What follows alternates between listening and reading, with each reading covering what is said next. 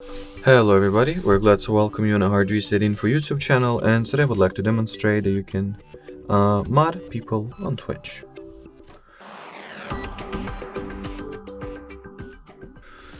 So open up the web version of twitch.tv website, the desktop version to be exact, then tap on your profile picture at the top right corner, then go for the creator dashboard, not this one. So as I've said, go for the creator dashboard, then open up the navigation menu at the top left corner. There's 3 vertical lines, or horizontal lines, my bad. Then you gotta go for the community roles manager.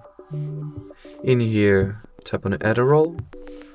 Then at the search bar, type in the channel name of the person that you would like to mod.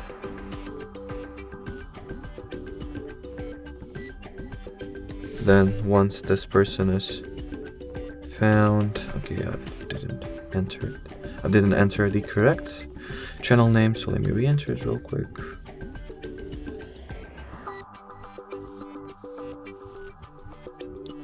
So here is the person that I would like to mod. So choose it from the drop-down list, assign it a moderator role, and tap on the save button. So that will be it. Thanks for watching, thanks for your attention, and bye-bye.